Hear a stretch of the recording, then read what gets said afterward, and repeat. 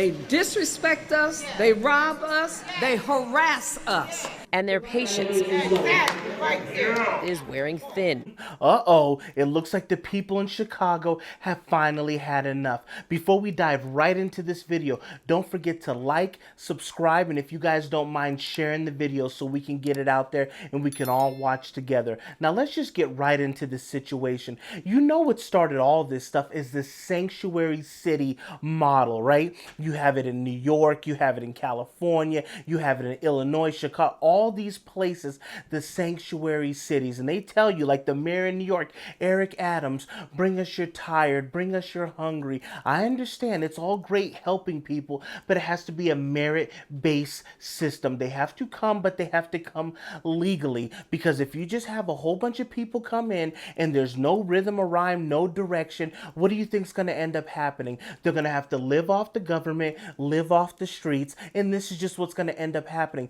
But look at what's going on in Chicago. Let them talk so they have a voice. A call for order during a heated meeting at Woodlawn's Apostolic Church of God. Who's helping me? The focus, this migrant shelter in the old Wadsworth Elementary School. I would ask you all to go out there at night, in the middle of the night, and see what goes on.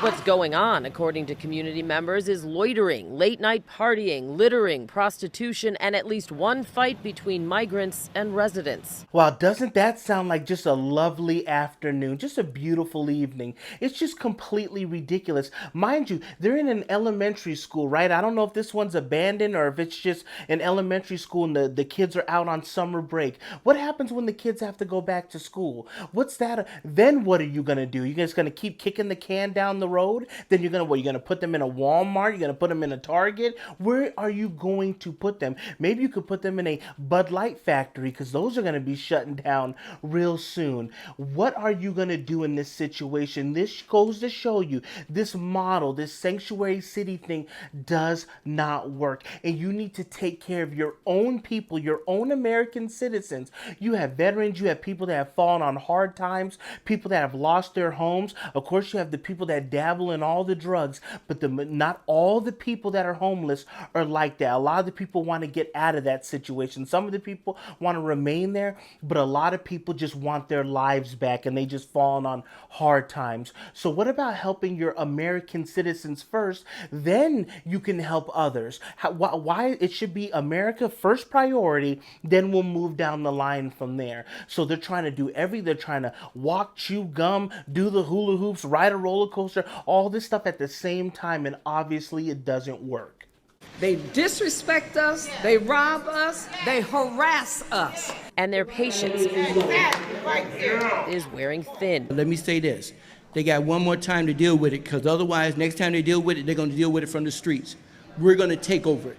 Nobody's going to be able to stop us from what we're going to do to them. And you hear the lady right there. They disrespect us. They rob us. And the other gentleman comes on and he ain't playing whatsoever. He's talking about they're just going to take matters into their own hands. So look at what you're creating with this whole situation. You're not helping these people better their lives, the people in the elementary school. You're not helping your current residents, the people that pay taxes, that have been living there all this time. All you're doing is creating all this crime, all this havoc, all in one area. What do you think is going to happen? And it's just ridiculous. In this last part right here, I love this part. Look at this.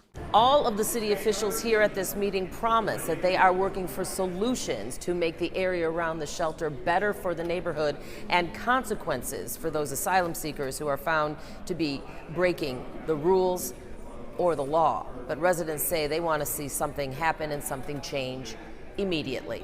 You see the newscaster at the end? She almost couldn't get the words from her lips. Breaking the law. They don't follow the law so often. People are not held accountable so often that they don't even know how to say it. They don't even know how to condemn it. That's how ridiculous it is. In that very final part, the people want something done immediately. And I know we're all going to end up saying at the end of the day, these people want results. They don't want none of this. Why do you vote for it time and time again. The people that are coming into office, they're telling you what they're going to do. They're telling you about sanctuary. This is the stuff that they run on. It's not like it's a secret and then they reveal themselves. All this stuff, even with Joe with the Keystone Pipeline, and people were shocked about shutting down Anwar, he told you what he was going to do. They told you what they were going to do with the border. So a lot of people were surprised. How are the residents surprised by this? They run and they tell you what they're going to do. You already know it doesn't work, but they're so programmed, they're so conditioned to fall in line and just check yes on every single box that they don't stop and think. And then when all this stuff comes crumbling down, now, amen, we're sick of it. We're going to take matters into our own hands. Stop voting for these ridiculous policies, these ridiculous people that put you last, and maybe you wouldn't have to worry about these situations.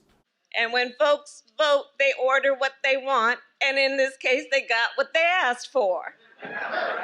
And sooner or later, these politicians, governors, attorney generals, whoever they may be, they're going to fold like a banquet chair at the end of the night. Just like Eric Adams. I was talking about him before, talking about they have no more room. We have no more room in the city. And it's as simple as that. These policies do not work. What they're trying to do does not work. Tell me what you guys feel about this whole situation. Is this going on in the town that you live in? Are you around any of this stuff? Or are you guys all about this? Just send them on and whatever. We'll put them in schools, gas stations. They even have them staying at police stations all over the place. At some point, the dam is going to break in and the whole town is going to end up flooding over. So thank you guys for tuning in. Don't forget to like, subscribe, and if you guys could please share so we could just get the word out there. And I will catch you guys on the next one.